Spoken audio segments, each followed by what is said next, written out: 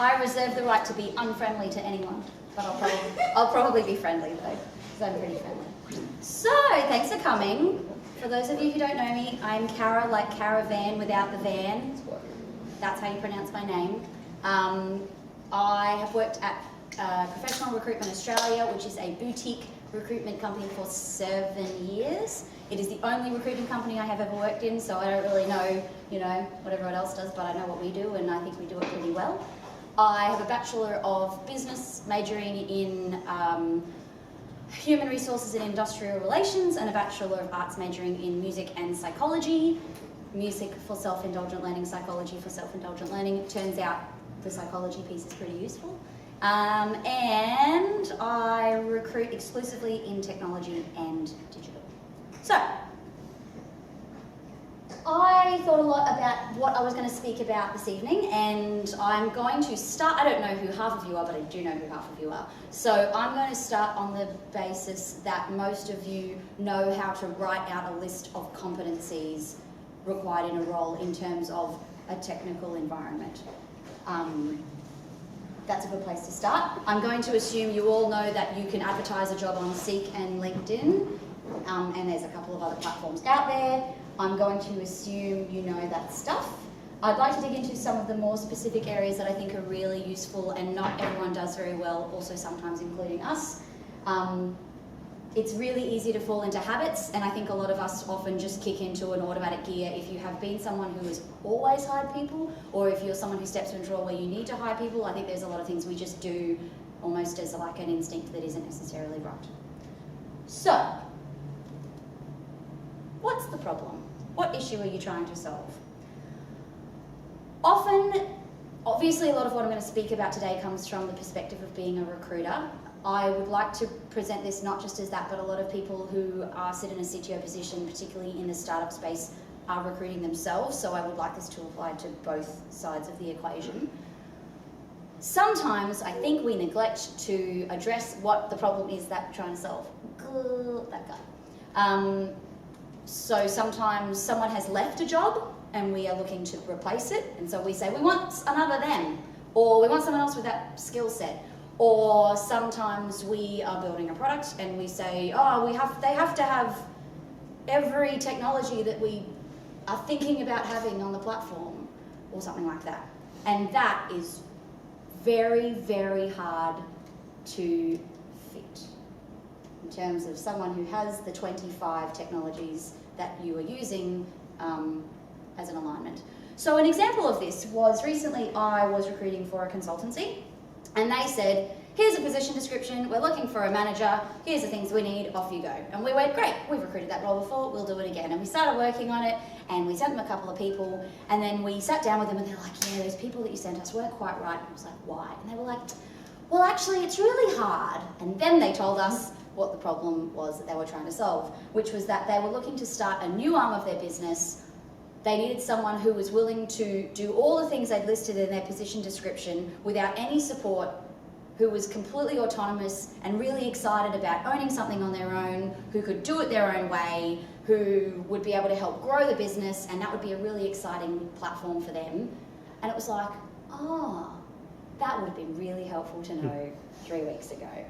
So by providing some of that information to other people, to HR, or really identifying it for yourself is really important. So similarly, on the development side, I have a client who recently presented me with a position description with like literally 23 technologies on it. Ruby, React, Node, .NET, AWS, Azure. Like, we're talking about things that obviously aren't necessarily friends often.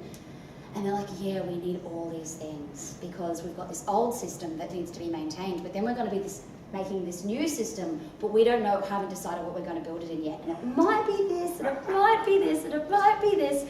I was like, cool, that's so hard. And when we actually sat down with their CTO, he was like, no, don't worry about all that.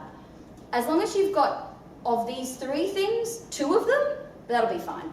And the reason is, the person who's just moved on has one of those skills and everyone else can actually buffer the rest of it, or the space that we need in terms of what's left of the code base based on the other people we have in the team. It's just that stuff. Now, God love him, because he had enough experience and insight to say, I'm not just saying replace the last guy, because the last guy had got an exposure to all of those technologies and all of those areas. And so the team lead who was replacing him went, can you find me another him? It was like, if you can't find that person for 2 months, how will that affect your business? And if we could find someone who can replace that in part in 2 weeks, how will that affect your business? And can that person learn and can that person grow? So that's really useful. That will affect the position description you write, how you communicate with your HR or recruitment person, how you advertise, how you shortlist, how you interview, and whether the person stays, right? Because if you're listing 23 skills, but actually they're mostly using 2, maybe they don't want to use those 2, but you've advertised as kind of this really broad thing, and maybe for some reason they're more interested in those 5 things and not those 3 things. So that all matters. If you're the one doing the shortlisting, I guess the message is make sure you're not on autopilot, make sure you're not just going through the motions and saying, I just need to replace the last guy, and until I see or girl, and until I see a CV like theirs, I'm not going to talk to them. And also make sure that the problem that you're trying to solve is the same problem that other stakeholders in your business are trying to solve. So then you get someone in and you interview them and you love them, they're so great, and then you go to your CEO or your CEO and you're like, we found them and they're the guy or girl and they can do these things and they're so great. And they say, oh no, that's not what we wanted. Welcome to the life of a recruiter. So it's really hard. So make sure that you make it your business to see what the other people in your business need. This is a hilarious comic. Okay. How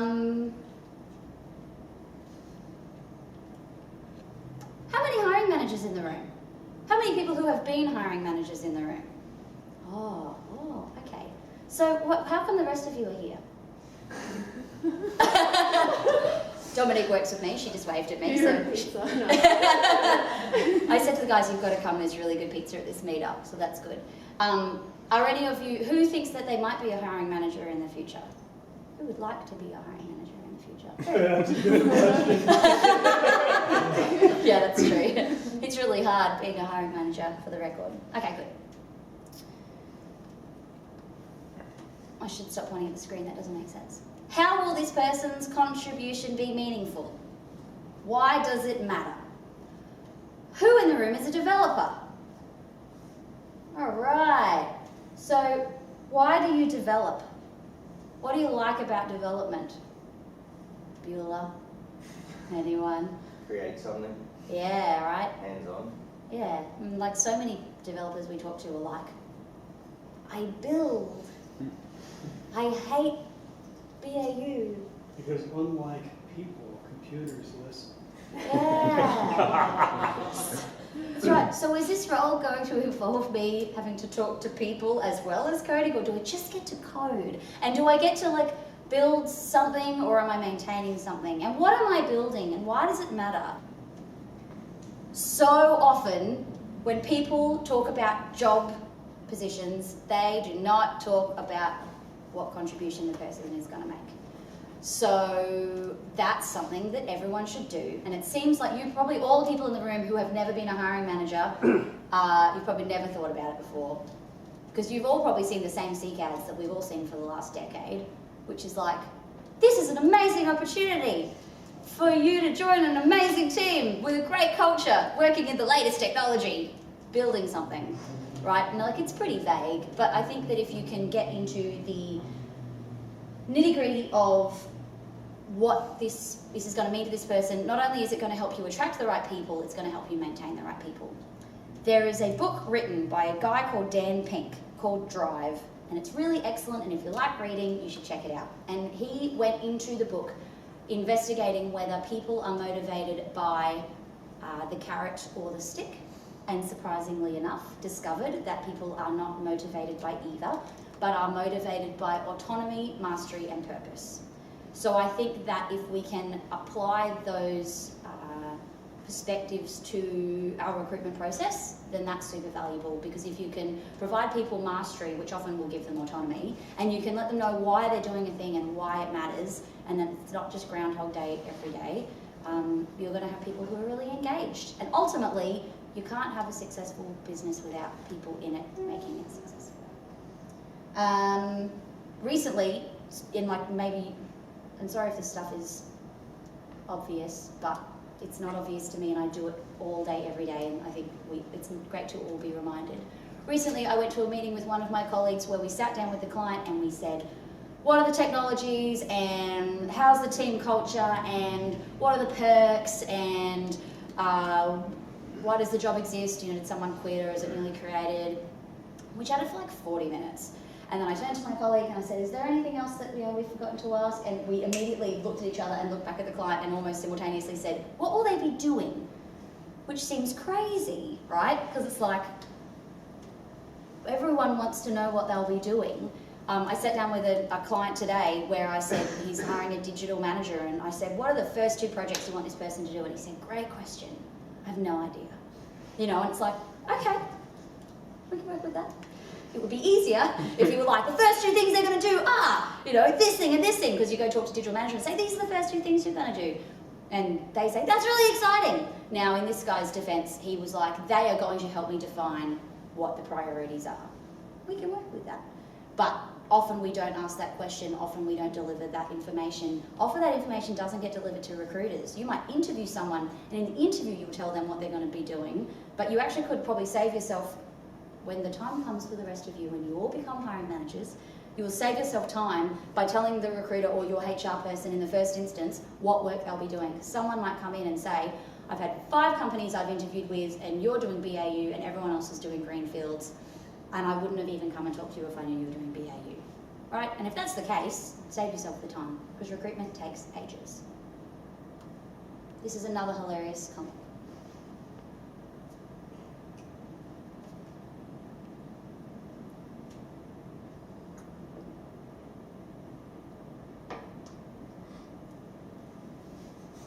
Very good. I assume that's how I know you guys all found it funny. I'm also extroverted. Okay, good. Thanks for contributing. What is your value proposition? Why do this and not something else? Now, obviously, this ties into the last thing I said. Poor developers. For those of you in the room who are developers, if you have a LinkedIn or your phone number is on my database or any other recruiter's database, you get called all the time. Hey, I'm just calling to see if you're interested in job opportunities at the moment. No? Oh, okay, thanks, bye. There are not as many of you as there are jobs. So why would you be tempted away from what you're doing? So, why would you be tempted away from what you're doing? Name a time that you were tempted away from something that you were doing. I reckon we can probably go around the room. Oh, everyone's going to say something. Yeah, starting with Ben. Isn't it so great when you know people in the room? Feel free to talk about why you're not happy with what you're doing. You're brand new job. Why don't we? I can't talk about my recent departure because there are friends here that I don't want to talk about. Oh, sorry, I'll leave. Let's all speak hypothetically. One was working with George. George is awesome. George said, do you want a job? Come interview at eFox. And I'm like, yeah, I want to work with them. I want to work with them because they're good people. Yeah, cool. Yeah, wow, if one singular person can entice someone away, that's pretty amazing. Yeah. Oof, we've got to get George to come work in recruitment. All right. I don't think he would. Chris? Company went and stabbed some friends in the back and nonsensically went through a redundancy round and canned all the wrong people. There is no value proposition in that, right? That's just such a good example. You're like, I don't think I want to be. I think I'd rather be anywhere else. Like that's a low bar they set, like so low. Should have called you that day. It's okay next time. I love how two companies that I've worked at, 2 for 2 already. It's good. So you're looking for reasons why you'd move or reasons you have moved? Reasons why you'd move. Um, Or reasons why you'd stay. for me, it'd be staying for the people, Mm. the place, and the stuff that I'm doing, the culture, Mm. and feeling that I'm contributing in some way. Moving would be where something aligns more with my personal views of the world or morals or something like that, where there's something that a team is doing that I'd be really keen to be involved in. So yours is a more of a core principles, core interest decision. Good. Lachlan? I landed a boring project with the travel and the per diems, but it's a boring project I didn't want to work on. Yeah, that's right. All the perks, all the money, boring work. Couldn't pay you That enough. lasted 6 weeks and I was out of there. Yeah, absolutely. Are you a developer? I'm a developer. Excellent. Hit Yeah. it. So I'm passionate about what I'm doing. So yeah. There's no reason you'd leave. There's no, I'm going to Perfect. stay. Yeah. That's The value proposition is there because you care about what you're building and it matters to I've you. got the skills I can be like valuable. So Yeah. why wouldn't I- That's awesome. You are so lucky. If only we could all be that way. Some people are, some people aren't. I think probably half the room knows my story recently. But, in my old job, I loved the people I was working with on a daily basis, but my bosses didn't value me, Mm. and every day was Groundhog Day. In relation to that, in my new job that I just started today, Early days, we don't know yet. yeah, but several of the people who I will be working with closely begged me to come on board, Yeah. and it was They've validating. already It was demonstrated nice. that they value Yeah, you. exactly, and Totally. it gets back to that power of people and relationships. Mm. So something I need to make you stay or make you go, so I'm actually in both here, is to grow. Like as a developer, you always want to learn, you always want to do something new, you always want to keep growing. Yeah. So if you're in a place that's stagnant, you want to move, or if you can see an opportunity where you can really grow, that's a chance for you to move as well. Totally. So if you're in a place that will give you that opportunity, You'd stay put. Yeah, absolutely. It's a big piece. Absolutely. So I guess two factors for me. One was I've been there for a long time and I was getting quite bored. Growth. So I needed to do something different. And I guess what fed into that was the management didn't really have any vision or any idea where they wanted to be or Which how was to get there. or Probably why you wanted to change. Pretty much. Yeah, makes sense. For me, it's all about challenge. Yeah. I was working down in Melbourne last year and I left there for another job, getting paid less, but something with a great opportunity to grow Cool. and that challenge to just that sense of accomplishing something. Yeah, absolutely. It's like most developers, right? Like that's really very, very common. As contracting for a long time, I did a job for a company that said, do you want to stay on? And because it was like Ben said, it was the people, the management were all uni friends, that there was no yes men surrounding a dickhead at the top. And Best. it was the people that I Yeah. decided. Awesome.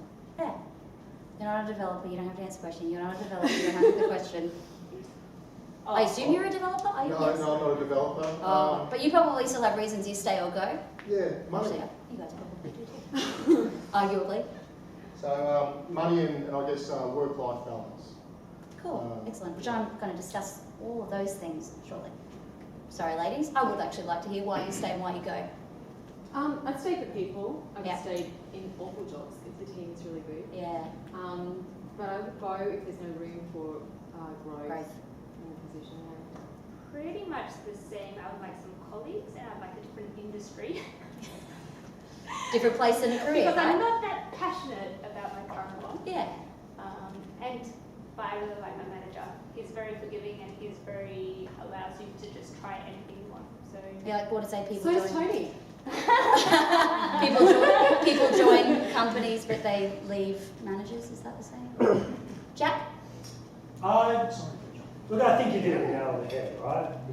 People are a big part of it, company culture. Some guy did a talk here actually about 9 months ago on company culture. People didn't go. I believe his name was Well, Jack. it's pretty good talk. It was a great talk. But yeah, look, it feels like it's a matter of peace, right? It's people, it's pride, it's potential, It's I can sense a talk coming on. People, pride, potential. exactly. Jack Mason. I've got my USB with me. Jack's up next. You've got a P sound for money, money.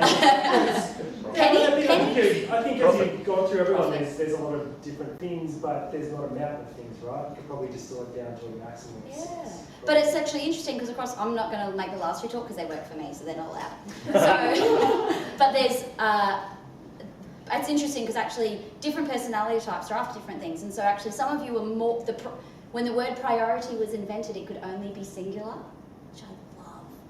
So it's like the priority for some of you is actually people. But the priority for some of you is the challenge. And sometimes you'd stay for the challenge even if maybe the people are a bit shitty. Or the priority for some of you is like value or acknowledgement or understanding or like justice, like they did the wrong thing by people. I will not stand for it.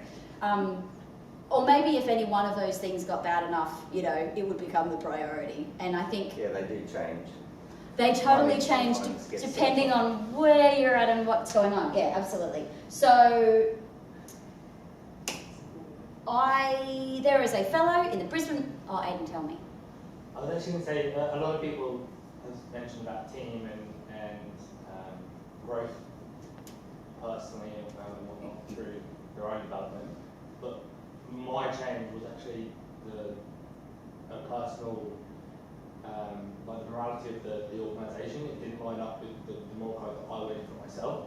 So it wasn't any, it was actually a growth internally that actually wasn't aligned with what I wanted. And I think sometimes that people can get lost in the noise of money or technology, but doing something that you'd be passionate about with the people that completely want that right trajectory, I think is definitely key. And let's be honest, if we read, it's not that often that you'll read a Seek ad or a position description that says no, there's no wankers here. You won't work for a dickhead. And we value every one of our staff and make sure that they're always growing. If they're not always growing, that's our fault, and we take responsibility for that. If you read a position description like that, you'd be like, I think I would.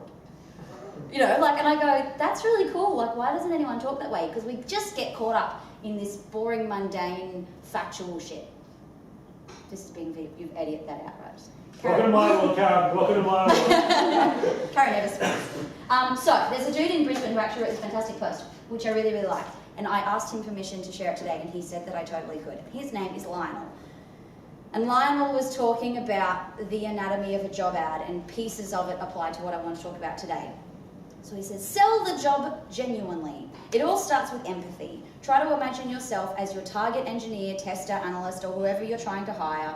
Your goal is to sell them on the job, but also keep enough important criteria in there to discourage unsuitable applicants. This seems obvious. The selling part is important. If there aren't that many great candidates out there, you need a job which will attract them. Candidates are about to invest in a significant amount of their own personal outside work time applying for the role, interviewing with the company, and you're going to ask them to resign from their current position where they have friends and valued colleagues, know the system, to come join your team. Give them good reasons. Please don't give them a sales pitch. Don't spend most of the ad spruiking the company. Talking about how great you are is for your marketing material or your annual shareholders report. Just talk honestly about your culture, values, and benefits. Because it's going around the room, it's like everyone has said. It wasn't like, I want to work for the biggest, I want to work for Apple. That kind of wasn't, now we're in Brisbane, so I know that's actually not an option. Maybe if it was, the answers would be different. But it actually doesn't seem to be what's on people's radars. The anatomy of a good job ad, here it is. This is what your job ad should look like. Talk about the role.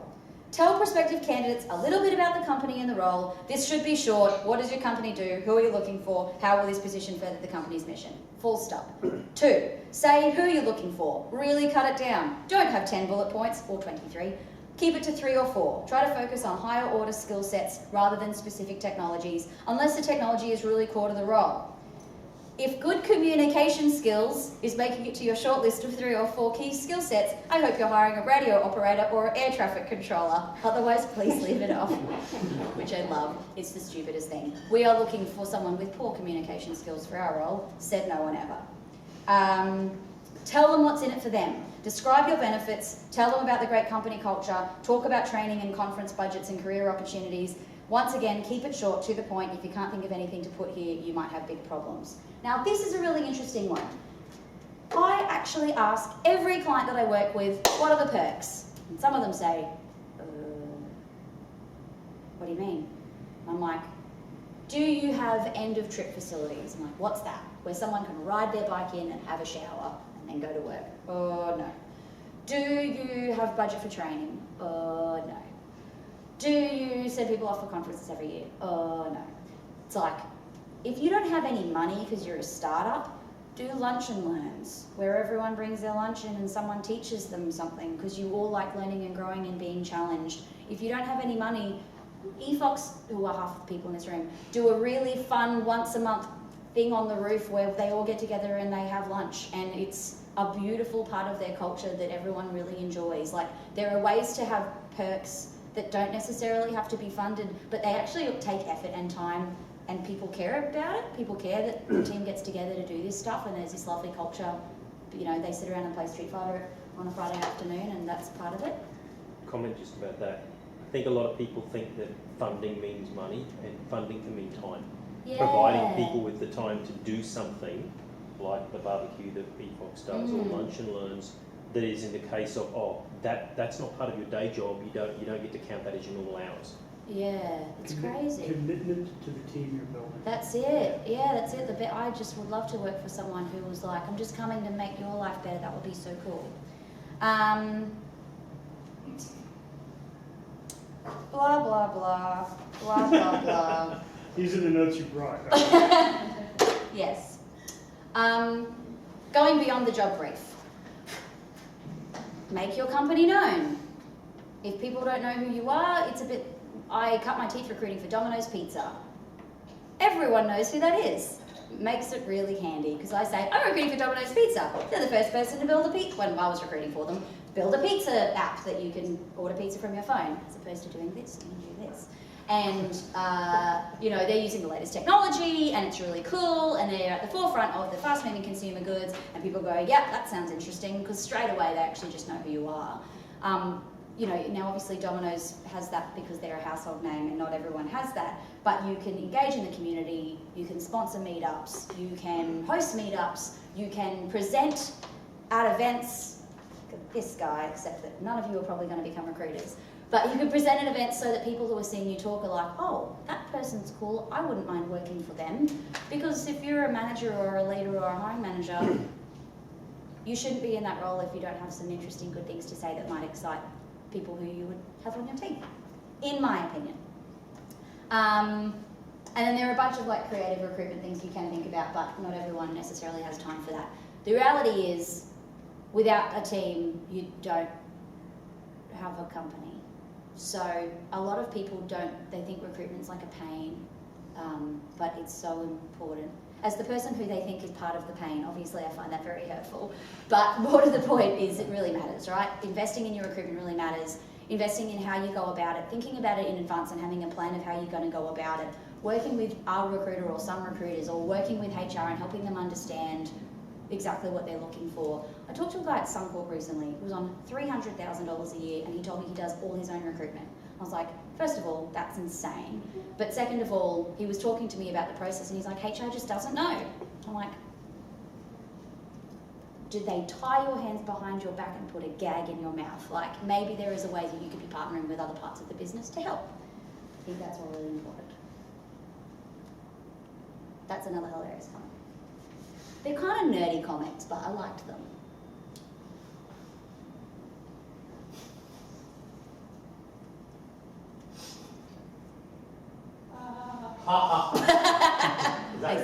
Thanks, guys. Okay, good. Why do we suck at making the right hiring decision?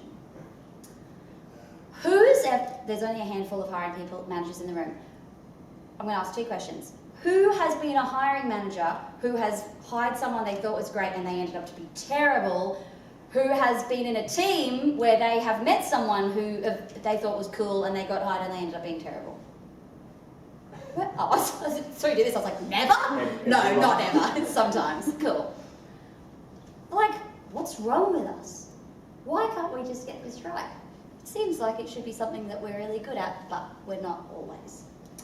So, obviously, step one, all of the things I have already discussed. feed into this. Step 2, we hire people like us. And sometimes that means we hire the wrong person. So it's really important to be aware that you hire people like you, because maybe you don't want to do that. But if you're not aware that you do it, you might keep doing it. Or maybe you should hire people like you, and that's great. But as long as you're conscious that you do it, I think that is really important. Personality types have just such a huge role to play in life and teams and families and friends and humans. Understanding personality types, I think, is incredibly important. Obviously, I'm totally biased because I studied psychology and I think it's really interesting. I think that sometimes, because developers and technical people, I'm being really careful how I say the following, because sometimes technical people aren't that emotional on the surface, sometimes they might not necessarily put as much emphasis on different personality types, because life is a bit easier when you are with zeros and ones, and if someone has the skills, like, cool, let's do it. Having said that, you also know who pisses you off. Like, everyone knows who pisses them off, like, on first instinct, right? Wait. That might be why we put good communicator on some of them. Well, it's like, but maybe if they're a good communicator, they can trick you in the interview with their good communication skills, but they're actually a terrible person. Got you there. I don't know if I got you there. I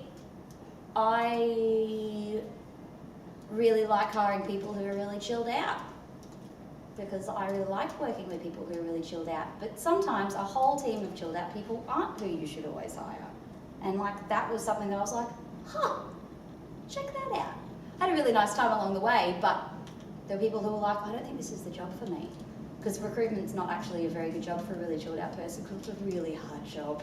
So, you know, there is things that we do where we need to like know thyself.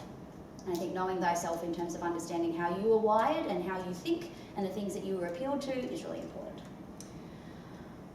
Hiring fear. This is my hobby horse. There is a culture of hiring fear in Australia where people don't like hiring from here to here. They only like hiring sideways. Who has experienced this phenomenon? You're Those smiling of us like that you've dare describe that in other words. Yeah. So, you are a senior team lead developer who has been managing a team of 7 developers, where you have been guiding them to do excellent work. Your delivery's been fantastic, the company's been really successful, you were really integral in that. You apply for a software development manager role and you've gone and like done a project management certification, and you've gone and done your Scrum Master course, and you're like, I know there's not really room for a software development manager in Agile, but whatever, go with me on this. You've gone and done like personal training, you're like ready to take the next step, there is not room for the next step in your own organisation, you apply for that role and you don't ever get a call. Because software development manager is not on your resume. So if you haven't done it before. So here's what I have observed. If a hiring manager can't do this, but look at their resume. They had done the exact same job before, how could I possibly have known it wouldn't work out? This is a thing. This is totally a thing. If you haven't experienced it, or you had experienced it but you haven't realised why it was happening, that's why it's happening. I hate it, because I know lots of really, really capable people who could, of course, could take that step. But if it in Brisbane, and apparently in Australia, I have asked a lot of people, but certainly I can speak to Brisbane, often when you move companies, you got to step sideways and then you can move up, but you can't move up. I guess, because it's a personal hobby horse of mine, I must encourage everyone in this room to think outside of that box, because I think it's really important that we don't just pigeonhole people because of what's on paper, but actually talk about their competencies and their skills and whether they are capable of stepping into that role. And maybe you're going to get even more than you get from some guy who's done it for 10 years, because you have someone who's like looking to prove themselves and wants to grow and learn, and this is a great opportunity for them, and you can grow them and mentor them into that if they are the right cultural fit and have the right skills once you have talked to them, but don't rule people out arbitrarily. I've already spoken to that. Yeah, okay.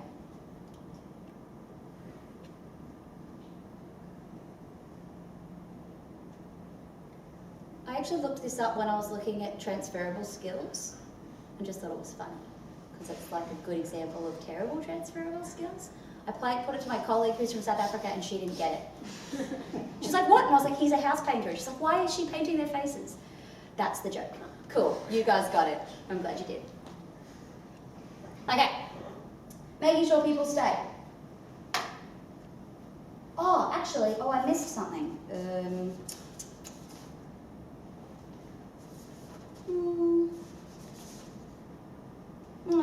I'll say it later. Okay, so apparently, when people from Gen Y are looking for a job, the top 3 things that they look for, I am Gen Y by the way, people who are like, I don't know, 89, born in 89 and before? Is that a thing? Maybe. Forgive me if I'm wrong, I think that's what it is. We look for money, the opportunity, and the growth in the role. Those are the 3 things that, like, apparently my generation cares about. Gen X cares about flexibility, location, and money in that order. Probably because they have kids. And so it's like, I need flexibility and I need to know where it is because that matters much more to me, whereas potentially Gen Yers don't necessarily have kids and families, so they have different priorities. So in terms of like keeping people, which is really, really important because just getting the right person in isn't enough, I think it's really important to know those things. I thought it was really interesting when I learned it. I only learned it recently. And I thought that I would share it with you so that you guys know. So based on that, obviously, when you hire someone who is in Gen Y or Gen X, I think that it is important to keep those things in mind, probably particularly because for Gen X, most of those things are pretty static. But for Gen Y, going, this is a person who cares about the opportunity, so the opportunity had better continue to be what was promised, and the future, so is there going to be training, is there going to be development, or am I just going to leave them to their own devices and not worry about them? People grow and change, make sure you check in on them so you know when they do. Because perhaps someone has grown and changed and they haven't told you and they're kind of quietly getting frustrated, and when someone taps them on the shoulder to look at a different job, they take it, and maybe there was an opportunity in your business for them to step into that role in your business. So we really need to take the time to not have our head buried in whatever we're doing to keep track of that. Focus on people's strengths and get them to do more of that as much as possible. Focus on people's passions and get them to do that as much as possible, and you will have a very engaged workforce. But similarly, recognise when it's time to let go and let that person spread their wings and fly, and maybe you hire someone new. Interestingly, Google did some research on what makes a high-performing team, and they did research all across all of their teams, and they found all sorts of insights, and none of them were consistent with each other. And so they were like, oh, this isn't very useful. And then finally, they drilled down further, and what they discovered was that consistently, the teams who were high-performing were those with whom there was vulnerability and openness and sharing and caring, which I think is really, really nice. So I think it's something that's really useful to keep in mind. And half of you before went, I stay for the team, or I stay for a really good manager, and I stay for the people. And so I think that knowing and trusting that it's okay to be, we've all got lives and we've all got families and we've all got friends and we've all got drama and stuff goes wrong and stuff goes right, and being in a position where you are comfortable tapping someone on the shoulder and saying, hey, let's just go have a walk. Let's just check in and see how you're going, because actually maybe they're not going okay. All of those things are okay, and if anything, it will actually make your team stronger and more coherent. I didn't really want to talk about this too much because it's like a little beyond the scope, but I felt like it was important. Thought that was funny. Obviously. Okay. I worked for an organisation who had an aptitude test for anyone who joined the company. They were a B2C organisation who had retail shops.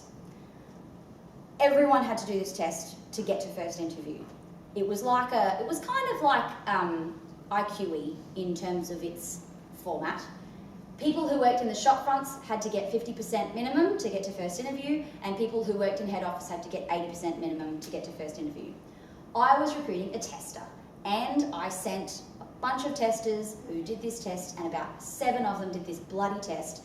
These were master's degree, educated, experienced testing candidates. They were getting less than 50%. And it was like, what is happening? I don't understand.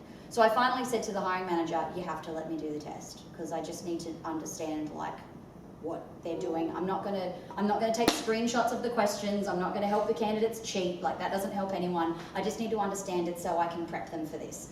And she was like, okay, of course, I trust you, go for it. Then I was really nervous because I was worried I was gonna get less than 80, and then maybe she'd give me the boot, but fortunately I didn't. 2 things. 1, the test had lots of what does this word mean? And if your English is your first language, and I read a lot, I knew most of them. But if English is not your first language, then you're like, what's that word? Because you just haven't encountered it yet. And 2, it was all like, you can see these blocks, but you can't see those blocks. How many blocks can't you see? Or here's a pattern.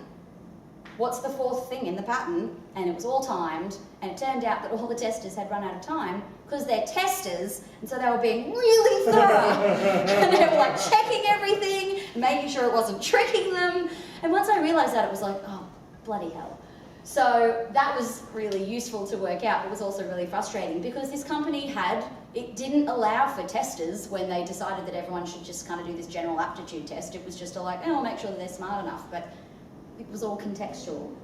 So I think discussing the tools of recruitment hiring is really useful. We personally, PRA, use a testing tool called IKM, International Knowledge Measurement. It's a vendor-independent, multi-choice thing. It takes like an hour. Some candidates hate it. Some candidates think it's fine. It's rote learning. It is not the way developers work, and I know it is not the way developers work. For us, it's a filter mechanism mostly for commitment. If you do the test, you're probably going to turn up to the interview. Like, I hate to say it, that is very much how we operate. Every now and again, someone does a test and they do really badly, and we'll call them and say, oh, you didn't do very well, why do you think that was? Doesn't mean I have had people do badly on the test and turn out to be very exceptional candidates. So some of these things need to be, they're kind of like qualifiers but not deal breakers, and I think that's really important. I have the wonderful opportunity in my job where I get to meet loads of really smart people. And I talked about this years ago to a really smart person, and he provided the following just wonderfully articulate discussion on like interview questions or like technical testing and stuff, and I thought I would share it with you. It's often been common practice in IT to test your candidates with a development task. However, modern coding is more about knowing how to patch together the right tools than about knowing the technology by heart. A modern developer is more a conductor than an artist. How do you interview a conductor? An interesting question. All his words. In development, this guy's also like a hiring manager and a senior developer. In development positions, the same technical questions come up over and over again. If it is your first interview, you might stumble over something basic. Falling back to the musical analogy, as a conductor, you mightn't really think about how many keys there are on a flute, but interviewing for orchestras, you're questioned by flautist after flautist. They don't care about the surface tension of a timpani like your last employer did. After a few interviews, the technical questions become so simply to you that you're one step ahead of the interviewer. Oh well, there are 11 different types of flute in use, not including Fabricani's hyperbass flute, of which there is only one example, so the number of keys becomes a very interesting question. So, interviewing for technical skills now becomes a function of how many previous interviews the candidate has tried and presumably failed, for after all, if a candidate comes to you after a dozen previous interviews, you would have to wonder why, if she or he knows all the technical stuff so well, haven't they had a job offer yet? Thus, I thought, this gentleman I was talking to, the thing to do might be to ditch most of that and go to what speaks loudest in a developer, and that is their passion for technology. If you ask someone what are 3 of the biggest things to happen as far as they are concerned in the last few years of their experience, you will learn a lot. You will learn what their passion is, what their interests are, how they will fit with the existing team, and so on. Isn't that a great metaphor? I loved it. Also, I'm a musician, so I'm biased. Everyone has a different way. And can I use am I allowed to share with the room what your testing question? When I have recruited for Dave, who's sitting in the front here before, and Dave has an interview question that's, I'm going to get this wrong. It's about like what happens when you like type in an address in Google or in a web browser and hit enter. What happens? And he's just looking to make sure people understand, like, the web. And he said the best example he ever got was like a candidate who talked about from the moment the plastic contact of the space bar or the enter key hit the thing, and he talked about the circuitry through the keyboard and into the computer, and it went for 20 minutes, and afterwards Dave went and got the rest of the team and brought them in and said, can you just say all that again? Because it's a lovely, weird example. Obviously, being able to work out how people think and how people tick is the most useful. I think understanding why people join companies or leave jobs is really useful. I don't think people ask those questions enough. I don't think people feel comfortable answering those questions honestly enough.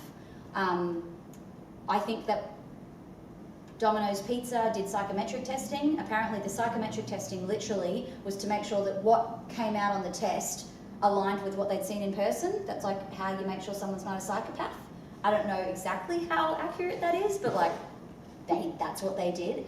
There are things you can do, but I think at the end of the day, if you can be authentic, if you can speak to the true core of what your business is trying to achieve, if you can tap into what makes people excited, especially because most of the people in this room are technical people, that helps a lot.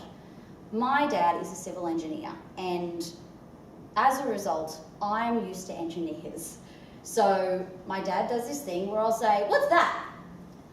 And then he'll be like, well, and I just get like half an hour explanation about some like sump that I just didn't want to know. And like, I shouldn't know what a sump is. So I've taken that into recruitment. So when I interview people, I say, forgive my ignorance, can you explain that to me? And the people who go, I don't care what they say next. I know that they care about it. If they care to teach it and they care to explain it, it means that they love it. People go, oh yeah, that's just, you know, X, Y, Z. I go, oh, okay. And I think, nah, you're not good enough for my clients. So, you know, everyone kind of has their way and everyone has their method. Out of interest, has anyone used a really useful tool or a really useful interview process in the room? Apart from, I stole Dave's already. Sorry, Dave. One that we did many, many years ago actually is that we were hiring people that to understand a lot of distribution across networks and nodes. In theory, we thought big data didn't mean so much. But anyway, at the time, that was important, as you would say, sometimes it's better than up front. But we threw them at some board games. So we had these certain board games like Ticket to Ride, where it was all about having different trains and going through routes and trying to own as many train routes as you can. So we'd sit them down and just play a board game with them. So we'd first talk about how they would kind of think about that kind of thing in a really slimmed down way. But then you get to see their personality as well come through. As you're joking and playing a game, you get them socialising while also just playing the game. And then when the game was done, then we'd start asking all these technical questions. And we'd sort of see how much they join the dots between I see what you just did there, but then also get to see more deeper down, you know, how you actually think about it. Why didn't you ever suggest this? This is a world-class idea. It is. I guess I was saving it, Dave. I guess I was saving it. That's right. I'm going to chalk this one up. This is a good one. Oh, let's talk. Let's talk. And it's really interesting you say that, because I'm friends with all the people that I work with, and I was saying to Dominique earlier today, there's this game called Articulate. Has anyone played it? Oh God, I love it so much. And basically you like have a card and I have a word that you have to guess, but I'm not allowed to say the word for those who haven't played it. And I watched when I played this with Dom and a couple of other people in our team, and I'm like listing off clues, and they're like yelling over the top of each other, you know, making guesses, and Dom's sitting there doing this.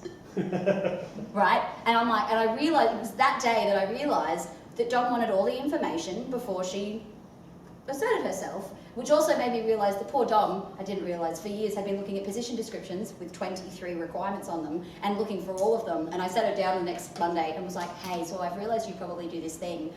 Half of them don't matter. And she was like, what? And I was like, yeah, they're wish lists. They're not real. Position descriptions are a crock. Probably the top 3. And she's like, what?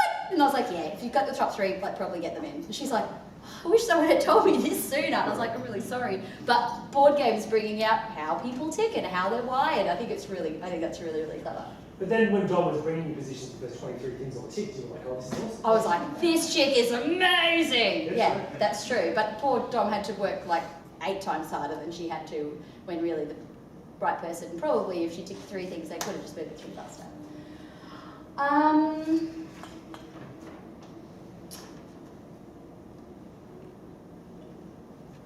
There's no BAs in the room. You might not find that very funny. I thought it was good. Okay. Extras recruitment HR. Some of us are great. This guy. I'm biased. If you ever use a recruiter, your recruiter is your representative. They are basically your company talking to people in the market. If the person that is out in the market talking about your company is like a sleaze bag or like a horrible person, don't use them. There are lots of really lovely recruiters out there. Not just me, there are also other ones. But like, it shouldn't be just like, oh yeah, this recruiter called me, sure, I have a recruitment need, I guess they'll do. It's like, meet them and make sure you like them. Yeah, there's good ones, there's bad ones. Just like developers, there's good ones and there's bad ones. Have filter questions. If you have someone else, HR or recruiters, doing your recruitment, pick like 4 things, you've all got them, I know you do, or more or less, whatever, that like if you ask a developer this question and they can't answer it, they don't even get to you, it saves you so much time. Dave gave me like 18, so many, but Dave stopped getting people who were getting ruled out by default, so like that works. Not enough people do it, make your job easy. When you brief the person that is doing maybe the filtering for you, assume they know nothing, assume they are the lowest common denominator, we won't be offended. Most of us won't be offended. And like explain it from scratch. Because once again, there are so many things that we do that because we've been doing them for so long, we just assume people know stuff. So when Aiden first started working for me, he was like, I want you to pretend I know nothing because that way I can't miss anything. And like, he'd been working in recruitment for a while, but I was like, okay, I love that because it just means that we're being thorough, and thorough is great. I think that everyone should do that when they talk about recruitment. There's a lot of assumptions. I will recruit a developer role and then a client will say, hey, we want another developer role, and I'll assume I'm looking for the same thing, and it turns out like the spec has changed, but the PD they've given me is exactly the same, but their situation has changed and it never gets qualified until I've sent a bunch of candidates and it hasn't worked out, and then they go, oh, actually, maybe you're not hitting the mark because X, Y, Z. If I'm talking too fast, I'm really sorry. I'm about to finish, so it's too late, but I will slow down for the next 3 minutes. When you are considering creating a job brief or you are giving someone a job brief, be thorough. We have a document that we fill out when we talk to someone about a new job. It is 1.5 pages long. It is about 35 questions. It will probably take 25 minutes to complete, which is kind of ages, but that 25 minutes of thinking and processing will save you so much time in the next 3 weeks or 6 weeks or 10 weeks or year, depending on how much you are recruiting a position like that with someone. Take the time to be thorough. The more time that you work with someone in the business or out of the business to help them understand your needs, you then start building a wealth of information that becomes invaluable over time. And that's my last slide. Do you guys get this? Does anyone know this phenomenon? It's really true. People who are, we say, we don't just look at candidates who are on the market, we look at candidates who are in the market, and this is like the thing. Passive talent, oh my God. Thanks for having me. Does anyone have any questions? Interviews, sorry. You go. Are really, really short. What's your top tip to bring out their personality in such a short period of time? Well, now it's play a board game. Get out, articulate. Ticket to I ride. don't know if I'm going to get that one passed. Bring your own board game to the interview. That's not a good thing. Actually, I really love that. Chess is kind of a long game. Totally. So I really appreciate when people have an interests personal section on their resume. It's almost always the first thing that I speak to. So I say, oh, you love music, tell me about that. Or, oh, you love rock climbing, tell me about that. Oh, you love classic cars, what kind of classic cars? People really like talking about stuff they're interested in. And then when I start talking about the job, I also want to see if the enthusiasm about their personal interests matches. It's a great gauge. That would be my automatic I deal with introverts all day long. So drawing people out of their shell is my job. So that would be the big one. I think that making people feel at ease is important, and so I guess sometimes that's like the space that you're in, saying to them, hey, we just want this to be a casual chat. It's some of that, because sometimes candidates are like, am I meeting you or am I meeting the client? What do I need to prepare? I'm like, you just be chill. Everything's fine. We're just gonna meet. I don't know. Does anyone else have an opinion on this? Yeah, Totally related. But HR wants you to fill out a set of questions about the candidate, and they want you to ask the same questions. Yeah, that's okay. I ask the same questions in almost every interview. So it should be the same plus the additional ones that we can extra. Well, there's the stuff where you're like, tell me about your classic cars. Like, you don't have to put that on HR's form, I suspect. I hope. Or you could. HR might like it. She's very thorough. Yeah, clearly. No, I like it. You should totally be a developer. I think you found the right calling. We're getting there. Yeah. Does anyone else have any advice on like making people draw people? I've seen a tool used where they actually do a video interview. Another good one was interviewing outside the office. Yeah. So maybe just for coffee for the initial catch-up. Have you done a video interview before yourself? I haven't. I've interviewed people where they have sent you a video interview? Yeah. I reckon it would be really hard to talk to no one. We find that it really weeds out. The strong and the weak. Yeah. Or does it weed out people who are like not good presenters? Maybe. I did one a couple of months ago, video interview, and the format and structure of the tool itself, I can't remember the tool's name, I can look it up for you, but it was so off-putting. I got off that interview and I found myself just stressed to the gills. Wanting to curl up in the fetal position and like rock backwards and forwards. I've talked to other people who've had that experience. You know me, I'm not stressed out by this sort of thing. Yeah. I don't have any problem presenting or whatever.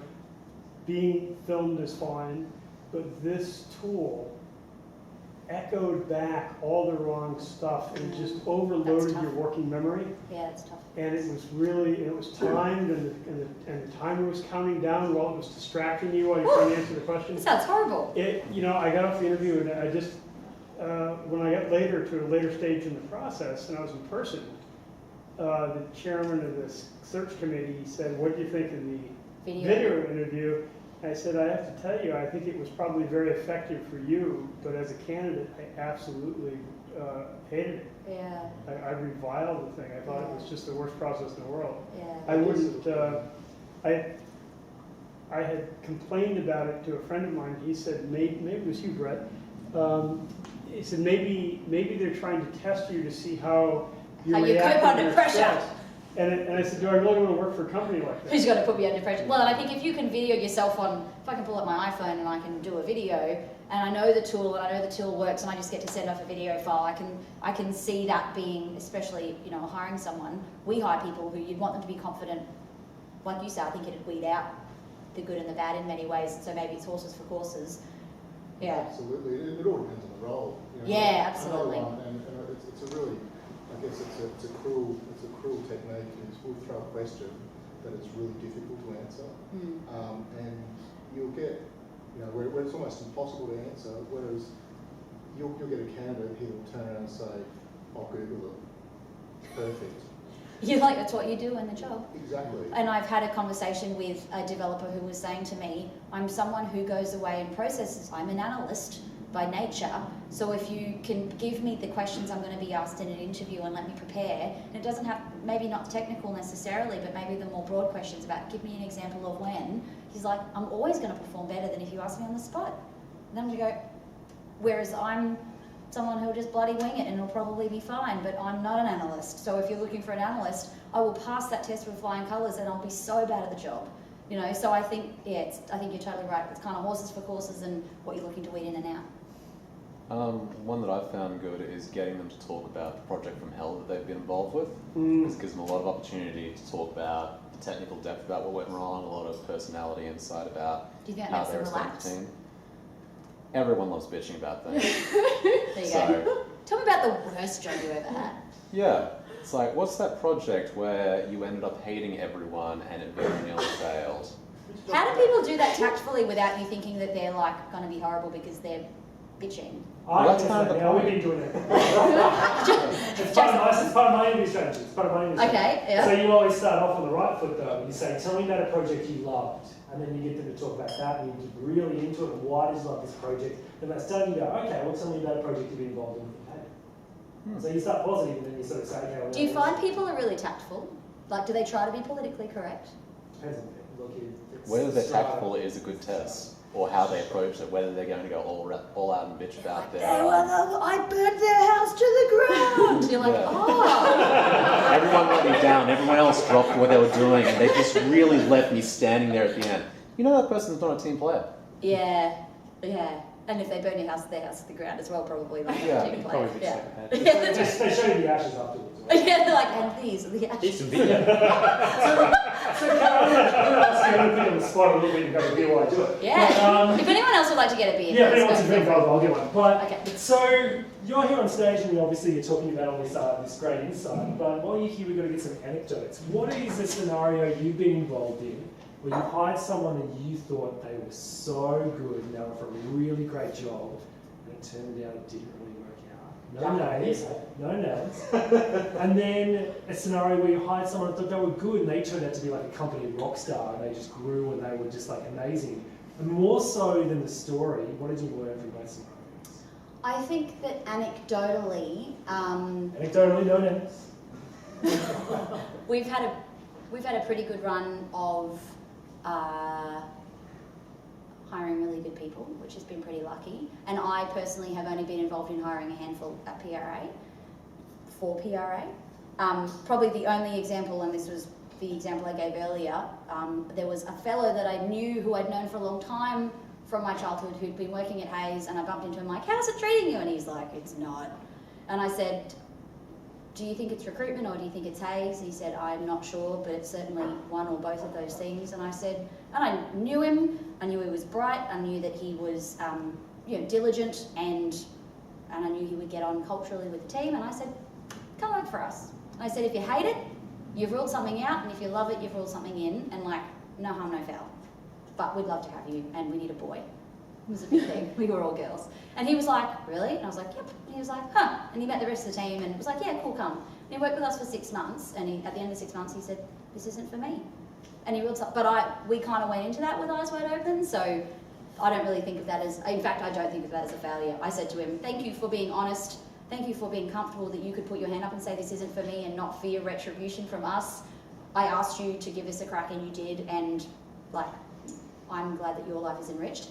Now, from a hiring someone for one of my clients' perspective, I got some anecdotes. I don't want you to dish PRA dirt, I want you to dish everyone else.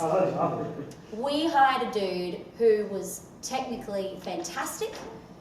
He had all the skills the client needed. He was had a great personality. He was very, very friendly and very, very likable. And he started working, and then not long after he started working, he started contacting us being like, I'm not happy, things aren't okay, I think I might need another job. And we're like, what? Like, what's going on?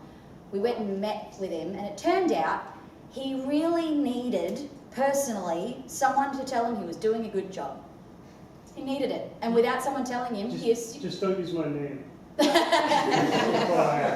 He assumed that he was. They were saying he was. If they said nothing, he must be doing a bad job. And he went home every day, you know, as a personally devoted high achiever, feeling really, really upset. So I knew that almost definitely wasn't what was happening. So because I knew his hiring manager. So then I got up with his hiring manager, and I was like, hey, hi, you need to like use your words and tell this guy he's doing a good job. And he was like, why?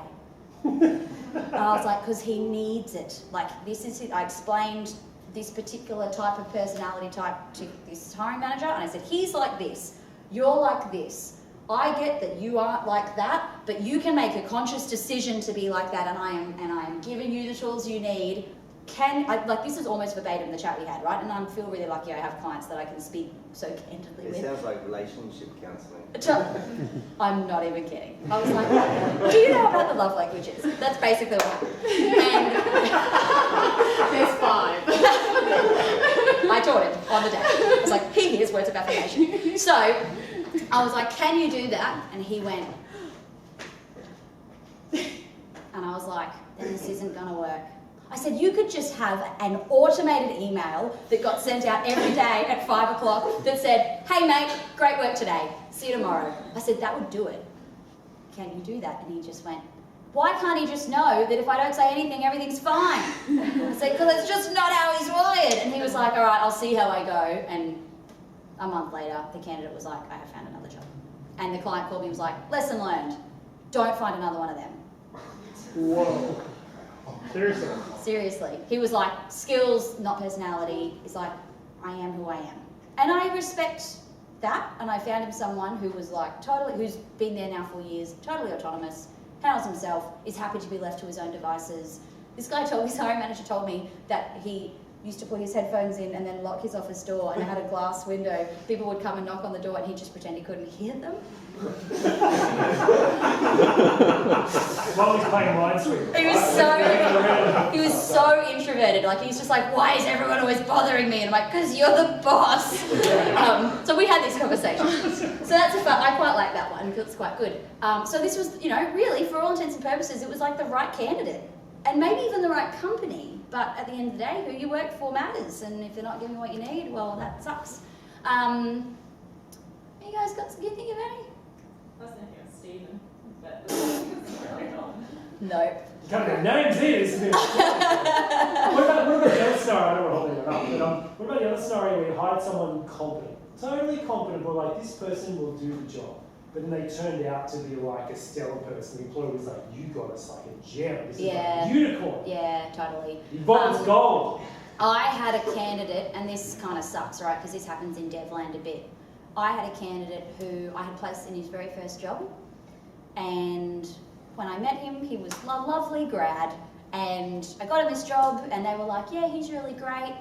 And then I heard internally that I heard from people I knew who also worked at the same organisation over the course of years that like the solution architects would go to this guy to ask for like advice on how to do stuff because he was like this genius, but they like never paid him more, they never promoted him, they just took advantage of that. So I heard that he was a genius and I heard that he was unhappy, and so I tapped him on the shoulder about 4 years later and said, hey, would you look at something else? There's this job, I think that it would be really good for you. And it was a like senior developer role. And You hired up. I did. Well, because his title was like developer, so it was like that's a bit of an easier thing to overcome. So he went and interviewed at this place, and they were like, yeah, he's great, we really like him. And then like 3 weeks later, they were like, oh my God, you said there's a genius. Now I knew I'd sent them a genius, but because he'd been kind of downtrodden for so long, they got that they were getting someone good, but it wasn't until he started they realised it was absolutely amazing. Look, to be honest, like most of the time when we place people, we think they're excellent. Most of the time when people hire people, they think they're excellent. People don't often hire people who are like, yeah, they'll do. People don't like paying recruiters fees for that'll do. It's a lot of money. So I don't know that I can speak to too many like someone came away being like, you've blown my mind and now they're running the team. That probably doesn't happen so much. Having said that, it probably happens if you are recruiting your own. Have you ever had this happen when you've recruited your own team? Has anyone ever had this happen when you've recruited your own team? Hired someone thinking they're good and then they turned out to be stellar? You've had it happen? Yes. Oh, you tell me. Because I was doing the interview process and the guy was a bit shy in the interview, not really that much, asking questions and just, and everyone's feedback was, would you put him by himself? No. Put him in a team? Yeah. And make sure he's doing stuff, like continually moving. Yeah. And this guy's just skyrocketed through promotions, bang, up. You just got him and kicked ass and no one saw it coming. No, he's just switched on, works. He's awesome. So. Yeah, I had a developer once in my first company that I hired who, he was demonstrably a good dev. His personality was a little flat. And he was quite honest with he was British. He was quite honest with the fact that he had fallen into a crowd of people who was doing some seriously hard drugs. Oh. And so he emigrated to Australia in order to get away from that group of people. And once about a year and a half or 2 years had passed, when he was really truly clean, his outstanding skills came back to the fore, but with a better personality. Oh wow. And That's he just blossomed, and it was rocking hot. Which is nice when you've taken a chance on a drug addict. Yeah. That's like Yes. a great outcome. Next time. An extra Because he said he's listening. It's like, oi. It's not here. It's going to be on the internet at some point. And this is another really interesting thing, and like we do not have time to unpack this topic, but like, how do you identify a high performer, right? Because like, That was what I was getting at, right? Yeah. Have you learned anything from it, or any way to try to identify when people, you know, are not necessarily competent, that they're actually awesome, or when you think someone's awesome, that they're actually quite. yeah, and look, I think, look, we had one guy whose name shall not be mentioned, but may have already been mentioned, who we hired into a role who just on paper had all the things, and he met the client and they were like, this person is amazing and I've never seen anyone better, and then got in and we went and visited a couple times and they were like, oh, find us more of them, that person's so great, and then like 3 months later they called us and they're like, we've just discovered that he's been telling IT he's in HR and HR he's in IT, and he hasn't been going to either and he doesn't work. Yeah, that wasn't great. So someone had been signing his timesheets though, which wasn't great either. So that was the opposite, where on the surface this person seemed like an absolute high achiever. Now maybe he was a high achiever with like a gambling problem. Do you know what I mean? Like, because that's my thinking, is that he just wanted it was contract money and he was making these big bucks and he wasn't at work. Why wasn't he at work? There's probably something complicated going on in his life. So that those things happen, and life is complicated. Sometimes you have a high performer who stops being a high performer because relationships, addictions, family, you know, all those things. People, we have all done it, right? We've all had our days where we are awesome at work and times when we probably shouldn't even be there. I think the high performer thing is a really fascinating prospect. I think there are certainly certain indicators you can pick up, like people who contribute to in the developer world, people who contribute to open source projects, people who are putting stuff on GitHub, people who blog. You know, those are all people who go to meetups. Like, you guys are already the exceptions in so many ways, because there aren't that many people who take their own time to do more. So it kind of puts you in an echelon above, kind of without doing anything. I think those things are flags, but not necessarily absolutes, I suppose. But anyway, that is another topic which we did not have time for. Shall I wrap it up? If you want to talk to me, you can come talk to me afterwards. Sweet, let's do that. Sweet, thanks everyone. Thanks, Carrah Jordan.